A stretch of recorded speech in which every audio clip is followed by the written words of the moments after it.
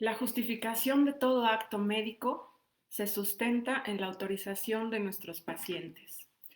Muy buenas tardes, colegas. Como cada martes en Lo que importa en psicoterapia, te saluda la psicóloga Carla Cabrera. Y su servidor y amigo, el psicólogo Jorge Ojeda.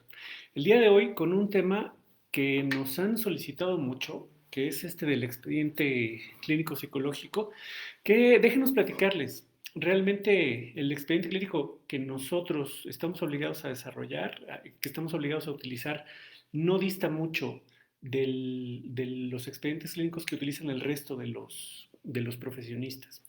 Y el día de hoy, con mucho gusto, les vamos a compartir tres documentos de los cuales se compone el expediente clínico, desglosados uno por uno, para que ustedes, en el caso de que no, bueno, de que aún no empiezan a utilizar estos documentos, puedan construirlos de manera personal y adaptados a sus propias necesidades. Entonces, bueno, pues sin más preámbulo, vamos a comenzar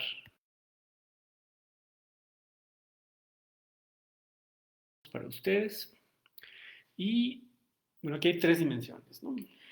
Nos gusta mucho hablar de estas tres dimensiones porque pensamos que todo buen terapeuta debe estar capacitado en ellas. La primera, pues, es un modelo terapéutico sólido que nos permita intervenir en la consulta. La segunda dimensión es, al menos, conocer los aspectos más relevantes del área clínica y, por supuesto, los aspectos legales que rigen nuestra práctica. Se las voy a describir muy brevemente porque vamos a ahondar sobre todo el día de hoy en los aspectos legales, pero es muy importante que ustedes conozcan también a grandes rasgos los criterios diagnósticos del DSM-5 y 10, el examen mental, que son las partes más objetivas que podemos utilizar en la cotidianidad. Como ustedes se van a poder dar cuenta, todos los tipos de conocimiento se van a ir viendo reflejados precisamente en los documentos que les vamos a estar mostrando el día de hoy con respecto de la NOM 004 del expediente clínico y la NOM 024 del expediente clínico electrónico.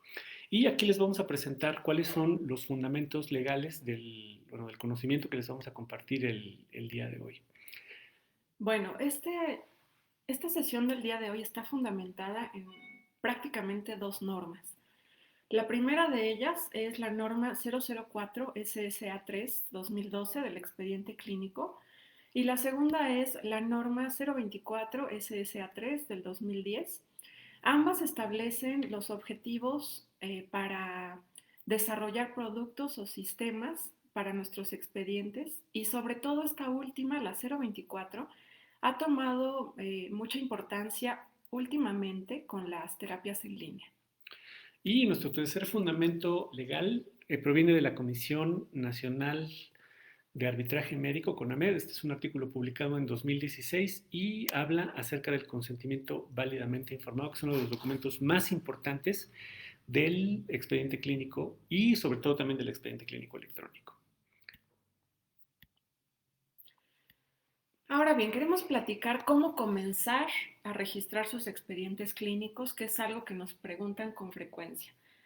Ya les hemos platicado anteriormente que es muy importante que una vez que egresan de su carrera, ya cuentan con una cédula profesional y un título. Entonces, la Ley General de Educación y la Ley General de Salud nos permite tener un registro ante COFEPRIS. Es un registro muy fácil y a partir de ese vamos a construir nuestros registros con folios únicos. Déjenme comentar un poco más de esto. Si varios terapeutas trabajan en la misma unidad de salud, todos esos terapeutas llevan un folio único, es decir, es muy importante que no se repitan folios, deben ser consecutivos y un registro por unidad de atención. Y otro dato que aquí también sería importante antes de hablar con respecto a cómo registrar los expedientes clínicos sería el hecho de que un paciente al interior de una unidad de salud solo puede tener un expediente clínico. Entonces, aquí les vamos a decir cuáles son los ítems con los que ustedes deben registrar sus expedientes clínicos. Vamos a empezar por el número de expediente, que es muy sencillo. Nos preguntan mucho cómo hacer este número de expediente. Nosotros les recomendamos que sea fácil. 001, 002 y así sucesivamente. Hay algunas instituciones que le asignan alguna letra, pero bueno, para más practicidad nosotros recomendamos números consecutivos. Números consecutivos. Posteriormente, la fecha en la que se abrió el expediente clínico, que eso también está muy sencillo, el nombre del paciente. Aquí, una de las preguntas que más nos han hecho es a nombre de quién abro el expediente. O sea, por ejemplo, si tengo una pareja o si tengo una familia, a nombre de quién abro el expediente, a nombre del paciente identificado o del solicitante. Nosotros pensamos que es de mucho más utilidad abrirlo a nombre del solicitante de la terapia. Y bueno, si ustedes trabajan para o con otro tipo de instituciones con las que tengan convenio, pues a nombre del paciente identificado, en ambos casos es válido el hecho de abrir el expediente clínico en esta situación. En ambos casos es válido, sin embargo, nos gusta mucho más abrir expedientes clínicos con el nombre de la persona que solicitó el tratamiento mayor de edad, que ya es sujeto o sujeta de derechos y obligaciones. Ok. Y bueno, la edad del usuario es muy importante que ustedes sepan que para poder contar con un expediente clínico, tú debes ser mayor de 18 años, ¿no? Entonces, si a lo mejor tú trabajas con niños o trabajas con adolescentes, el expediente va a estar abierto a nombre del paciente identificado, ¿no? Del adolescente o del niño, pero la autorización, como lo vamos a ver más adelante, la tiene que dar un responsable legal. Y bueno, este ítem también es muy sencillo: sexo, domicilio, teléfono de contacto, el tipo de tratamiento. Por ejemplo, si tu clínica no oferta, o si tú ofertas, por ejemplo, terapia familiar, terapia de pareja, terapia individual, etcétera, etcétera, pues es muy importante que tengas una nomenclatura muy bien establecida para poder llenar este ítem. Obviamente también el registro de folio único debe contar con el nombre del terapeuta y este apartado de observaciones que me parece que también es muy importante. Sí, claro, el apartado de observaciones va a tomar una importancia cuando tenemos situaciones de riesgo o algo que, que sobresalga de la atención que estás otorgando. Este registro con folio único puede ser análogo, es decir, lo puedes tener en una libretita o lo puedes tener de manera digital. Nosotros en Psicoterapia 13 preferimos tenerlo de ambas formas, ¿no? Lo tenemos análogo y lo tenemos también digital. Bueno, les recomendamos tener una hoja frontal, que es el primer documento del cual integra nuestro expediente clínico. Y les vamos a decir qué es lo que debe contener esa hoja frontal. Lo primero son los datos generales: el nombre, la edad, el sexo, ocupación, domicilio y teléfono de las personas que asisten a la sesión. Nos gusta, por ejemplo, a nosotros que somos terapeutas sistémicos, pues tenemos varios apartados o varias casillas para cada integrante de la familia. Tenemos cuatro o cinco casillas, de tal forma que si asiste papá, mamá e hijos, pues ahí vamos anotando los datos de todos. O si atendemos una pareja, ocuparemos dos casillas y así sucesivamente. Que esto es la parte, digamos, como más sencilla de la hoja frontal. Inclusive hemos visto compartidas muchísimas hojas frontales a lo largo y ancho de las redes sociales, sobre todo en Facebook, imágenes que andan circulando por ahí, pero extrañamente ninguna de ellas cuenta con los dos ítems que les vamos a presentar a continuación, ¿no? Este que es importantísimo, que es el de los tratamientos actuales e ingesta de medicamentos. Absolutamente. Nosotros no recomendamos en absoluto llevar dos tratamientos de forma simultánea psicoterapéuticos. En primer lugar, porque a veces las perspectivas suelen ser muy distintas y eso va a generar mucho más confusión en los que nos consultan. Y la ingesta de medicamentos es muy importante porque si alguien está en un tratamiento médico o psiquiátrico, debemos tener una hoja de referencia de parte de ese médico tratante. ¿No? Entonces, nosotros les recomendamos que si hay algún paciente que está tomando algún medicamento y este medicamento tiene que ver con el estado de ánimo, con las condiciones mentales, sobre todo tratamientos psiquiátricos, ustedes inician el tratamiento únicamente después de haber recibido una hoja de referencias. Es muy importante. Y este ítem, que es uno de los ítems que me parece que es de los más importantes y es el más descuidado de todos, Sí. que es tu boleto de salida para las situaciones de riesgo. Sí, absolutamente. Tener un contacto de emergencia. Idealmente, este contacto de emergencia debe ser un familiar cercano que no esté asistiendo a tratamiento con ustedes y que pueda responder ante alguna eventualidad. Eh, es un dato muy descuidado, pero precisamente este nos va a salvar de las situaciones de riesgo en las que muchas veces pues tenemos que romper la confidencialidad y contactar a un familiar que se haga responsable del cliente que tenemos en la sesión. En el caso del trabajo con parejas, por ejemplo, a cada uno de los dos miembros de la pareja les pedimos un contacto de emergencia porque no sabemos realmente cómo vaya a terminar la sesión, si la pareja se va a quedar junta o se va a separar. Entonces, imagínense que por ahí alguno de los dos miembros de la pareja les manifieste que tiene ideas o que ha planeado o que inclusive ha intentado eh, atentar en contra de su vida. Uh-huh.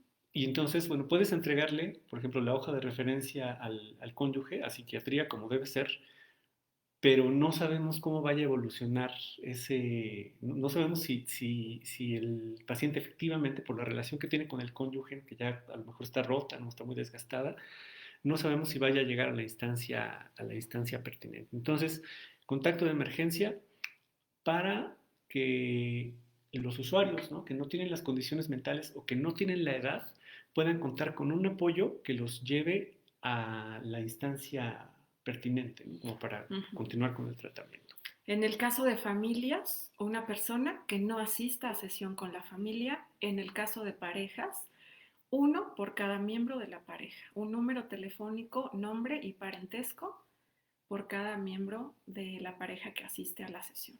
Y preferentemente este contacto de emergencia, pues que esté disponible, ¿no? Sí. Porque si tú vas a tener tu sesión, no sé, por ejemplo, aquí en Pachuca, y tu contacto de emergencia está en el Distrito Federal o está en Nayarit, ya es una situación muy complicada, sobre todo también para las sesiones en línea. Muy bien, este es el documento número 1, que es la hoja frontal. Ahora vamos a hablarles de otro documento realmente importante, importantísimo, que es el documento de la carta de consentimiento bajo información o el consentimiento informado, que también hemos visto muchísimas imágenes circulando en Facebook.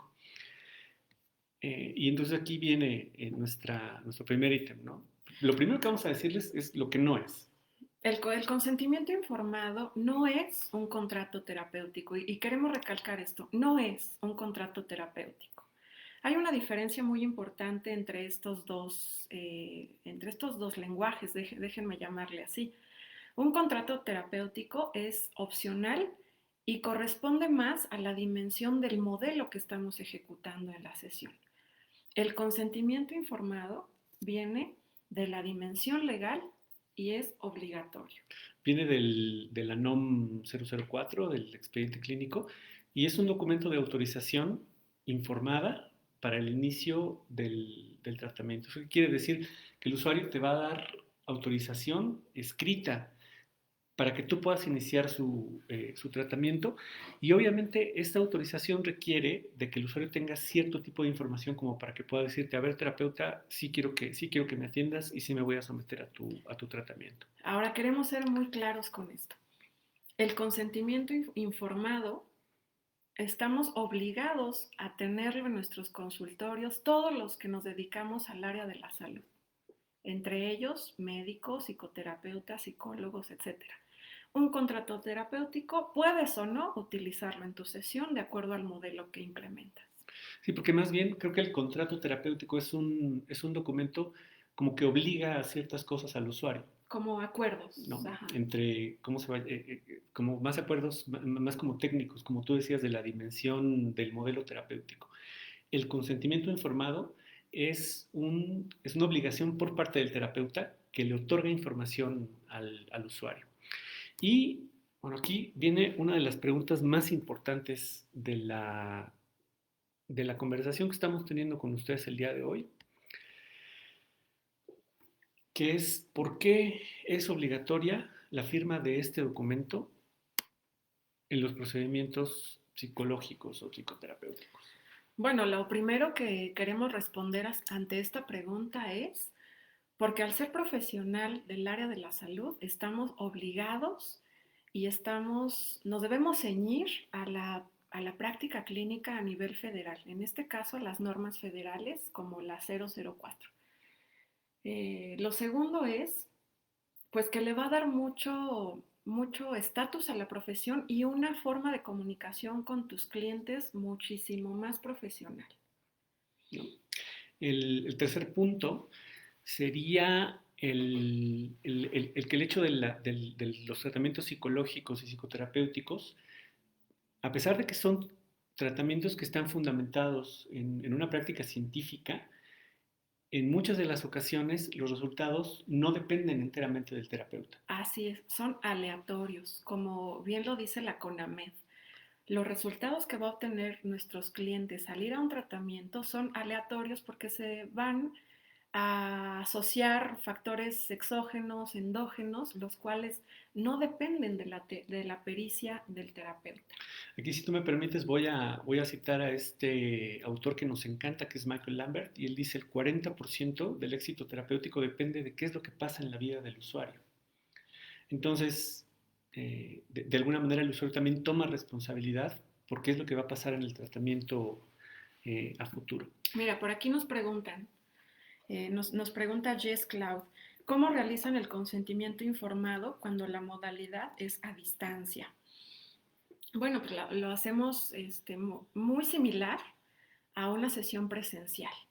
Lo único que hacemos diferente es cuando damos sesiones en línea, nos anticipamos al llenado de los formatos y los enviamos previamente por algún medio digital, ya sea WhatsApp o algunos clientes nos piden el envío por correo electrónico y ellos nos los firman. Y ahora les voy a decir por qué lo hacemos así. Lo hacemos así porque la norma 024 que les anticipamos al inicio de esta charla nos dice que podemos utilizar los medios electrónicos o digitales disponibles para salvaguardar la vida y la salud de quienes nos consultan y también del personal de salud. Entonces lo hacemos por cualquier medio digital, cualquier medio electrónico y nos anticipamos al llenado por una razón. A veces tenemos clientes que no están tan familiarizados con la tecnología y lo ideal es que no salgan de casa para tener que imprimir un documento. Entonces, ¿qué hacemos? Pues utilizamos el WhatsApp o cualquier otra herramienta que les permita hacer una firma o una seña de autorización. Ok, y bueno, después de responder esta pregunta, el último punto acerca de por qué es obligatoria la firma de este documento es debido a que los procesos psicológicos o los procesos psicoterapéuticos son considerados como procedimientos invasivos, Claro. ¿no? Para, digamos, como para la humanidad de las personas. Entonces, las personas nos tienen que autorizar forzosamente antes de iniciar cualquier tipo de tratamiento. Ustedes pueden decirme, es que nada más voy a aplicar un Macover, lleva expediente clínico y lleva consentimiento informado. Es que solamente voy a aplicar un HTP, lleva expediente clínico y lleva consentimiento informado. ¿No? Cualquier uso de ciencia y tecnología en psicología o psicoterapia lleva consentimiento informado y lleva expediente clínico. ¿Y cuáles son los elementos que ustedes necesitan considerar o sí para desarrollar este tipo de documentos? Idealmente, bueno, tenemos el título al inicio del documento, debe decir consentimiento informado.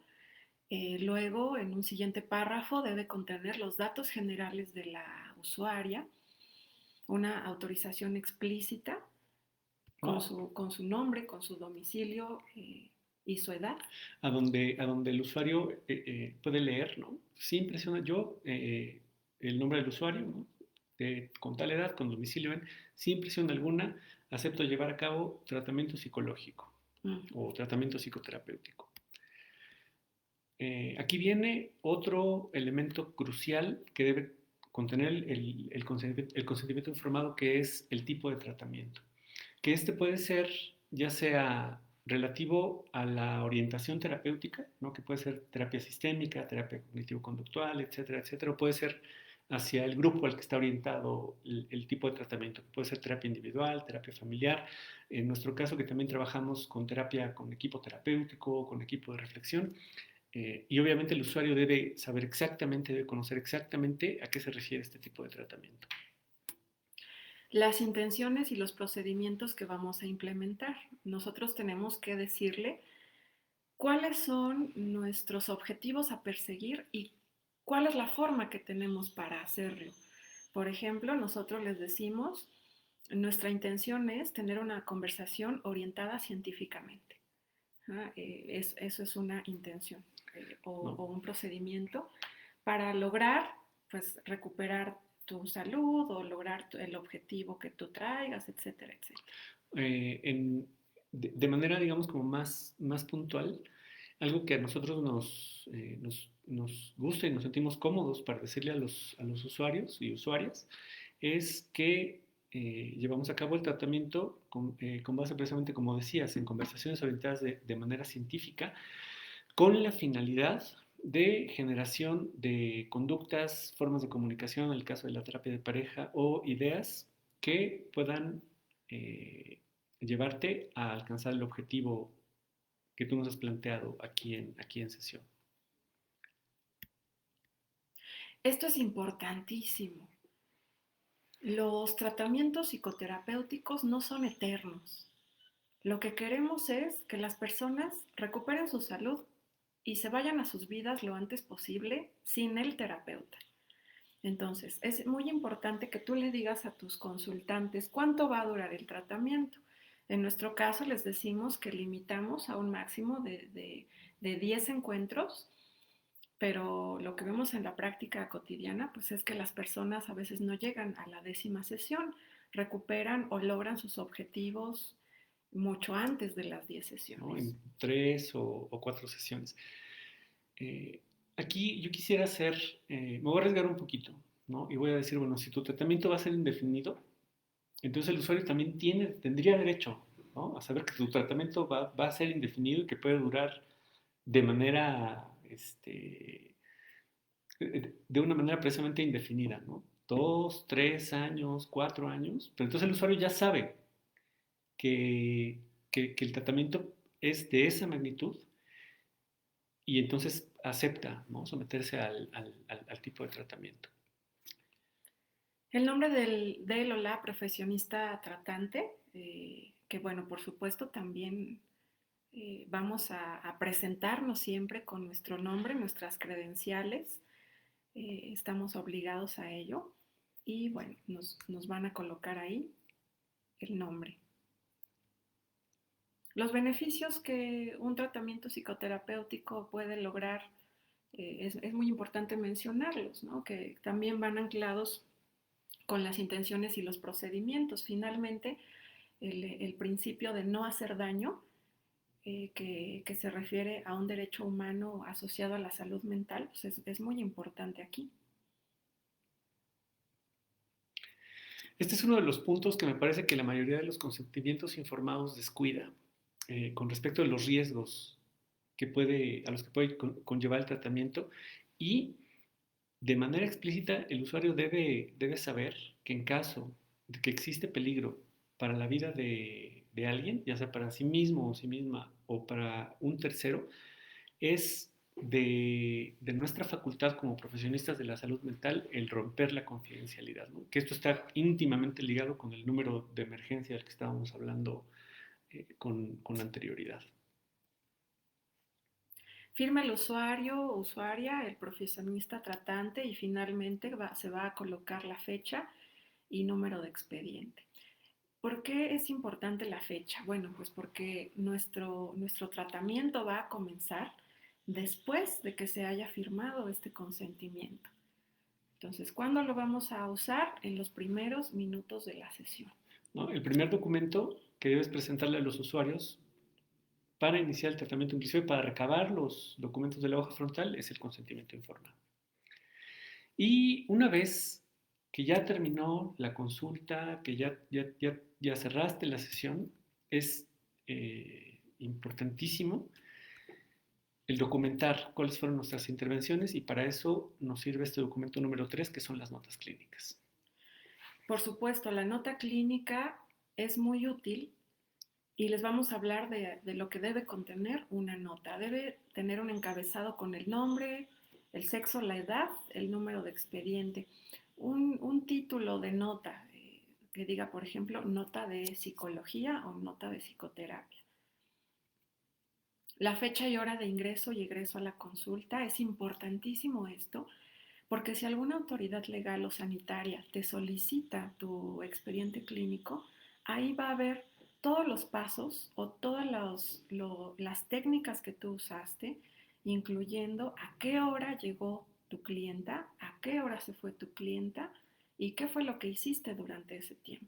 Esto que mencionas, Carla, es importantísimo porque el expediente clínico es un documento legal, ¿no? Y bueno, la información le pertenece a los usuarios, pero ningún psicólogo, ningún terapeuta está exento o exenta de que alguna autoridad sanitaria o alguna autoridad judicial le solicite el expediente clínico. Por eso es importante documentar a qué hora ingresó el usuario y a qué hora egresó y en qué fecha.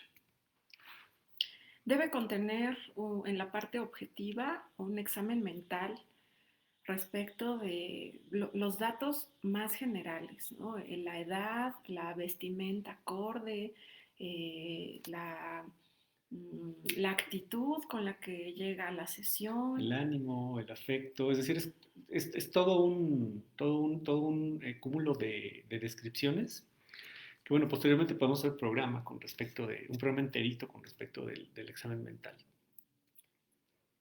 El motivo de consulta que solemos colocar entre comillas con una frase breve, la primera frase de apertura de sesión, cuando les decimos en qué te puedo ayudar o en qué te puedo servir, los clientes nos responden con una frase corta, breve, y esa es la que guardamos como motivo de consulta. Las intervenciones realizadas, bueno, estas dependerán mucho del modelo que tú usas. Si yo soy terapeuta sistémica, entonces mi descripción de estas intervenciones debe ir con lenguaje técnico sistémico y así sucesivamente de acuerdo al modelo que tú implementas. Es muy importante aquí mencionar que las notas clínicas se escriben en tercera persona, ¿no? No puede decir yo hice, tiene que ser, se ejecutó la técnica de escenificación debido a, etcétera, etcétera. Entonces es en tercera persona esta descripción que siempre hacemos en el apartado de las notas clínicas. Y sobre todo con lenguaje técnico, porque este documento principalmente es utilizado de médico a médico. Ok.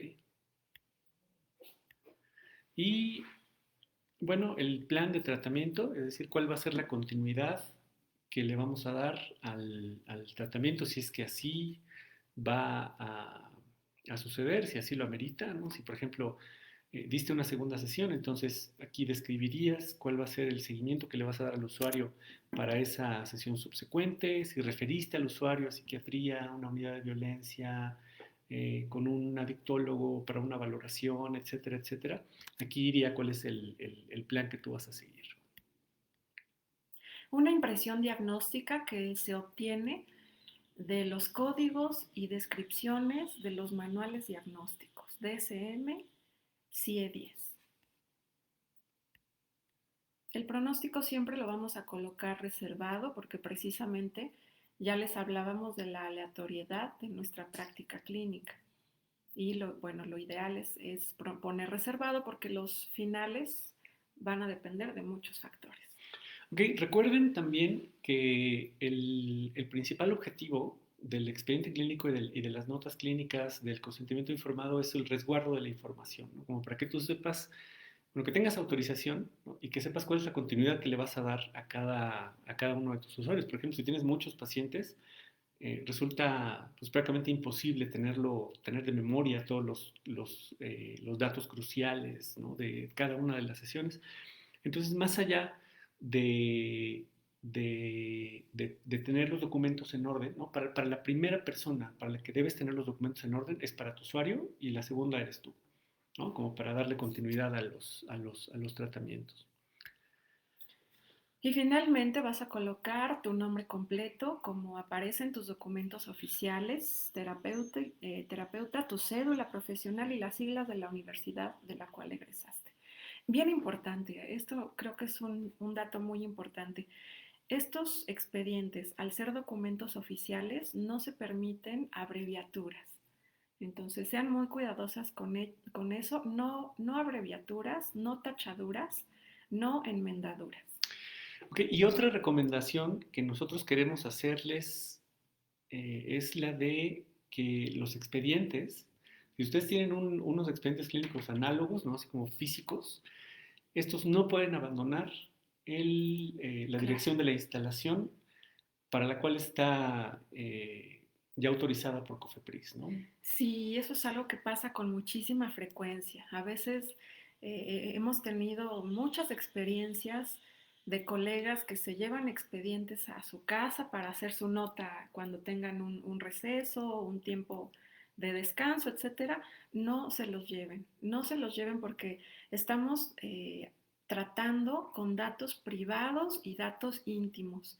Si se nos llega a perder por cualquier razón un documento de esta naturaleza, tenemos que dar aviso al Ministerio Público y, por supuesto, ya no quedaría resguardada la confidencialidad de quienes depositan su salud en nosotras.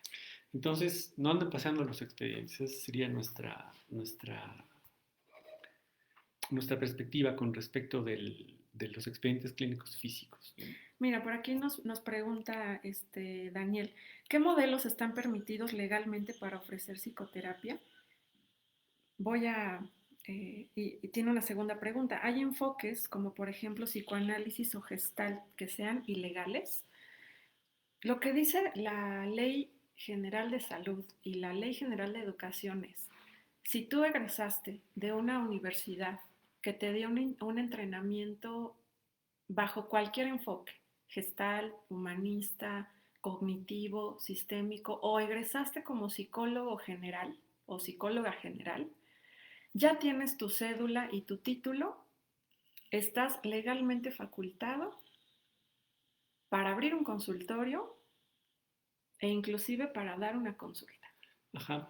Lo que no podrías hacer, por ejemplo, sería anunciarte como algo que no eres. Claro. Es decir, o sea, por ejemplo, si yo tengo una maestría en psicología clínica y especialidad en terapia familiar y de pareja, ¿no? Entonces, yo me puedo anunciar como eso, pero no podría anunciarme como un terapeuta cognitivo-conductual porque no cuento con los documentos avalados o por Secretaría de Salud o por la Secretaría de Educación Pública que me permitan ofertarme de esa forma. Así es, entonces, si por ejemplo yo egresé de la universidad y soy licenciada en psicología, así como lo dice su título, así me tengo que anunciar. ¿No? O con cualquier otro entrenamiento que tengan, por supuesto, una especialidad, una maestría, un doctorado, etcétera. ¿No? Esta es una pregunta bien importante, ¿no? Sobre cuál es la veracidad de los modelos terapéuticos, ¿no? Pues la veracidad de los modelos terapéuticos se las ha dado los conglomerados, ¿no? De colegas en universidades que han probado la validez científica de los modelos terapéuticos, que posteriormente quedaron autorizadas en programas a través de Secretaría de Salud o de Secretaría de Educación Pública, ¿no? Pero es una muy, muy, muy buena pregunta. Bueno, un buen entrenamiento entonces para un clínico o para las personas que trabajamos en instituciones públicas y privadas y que atendemos a personas, a familias o a parejas, debe contar idealmente con estas tres dimensiones. Un modelo terapéutico sólido que te permita intervenir, un apartado de práctica clínica idealmente supervisada. Porque bueno, los aspectos legales los podemos leer en el diario oficial de la Federación, pero su aplicación pues, requiere cierta pericia y cierto expertise. Y bueno, aquí es donde se empiezan a combinar de una manera muy interesante los aspectos legales con el modelo terapéutico. Porque, ¿qué pasa, por ejemplo, ¿no? Si una abuelita me dice, oye, quiero terapia para mis nietos, Tú muy inocentemente puedes decir, pues sí, yo soy terapeuta familiar, conozco la terapia familiar estructural de Minuchin, que la abuelita firme el consentimiento informado, tache.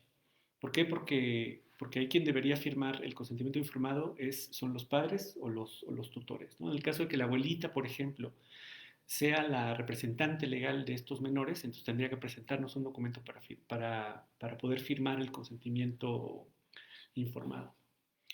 Y bueno, y así se pueden ir conjuntando varias cosas, ¿no? Porque ¿qué pasa si uno de los chicos adolescentes que viste en familia corre riesgo, tiene riesgo suicida, por ejemplo, ¿no? Tienes que mandar llamar a un tercero que no sea la abuelita, y ahí me parece que donde sucede realmente una integración muy fina y una integración que requiere de mucho expertise para poder manejar estos tres aspectos. Por aquí nos pregunta Leonarda TC, ¿cuándo dan otro curso para ofrecer terapia en línea? Los estamos ofertando cada 3 o 4 meses. Con mucho gusto en nuestras redes sociales les estaremos informando de los próximos eventos. Y estos entrenamientos están integrados en la práctica clínica de nuestros diplomados actualmente. ¿No?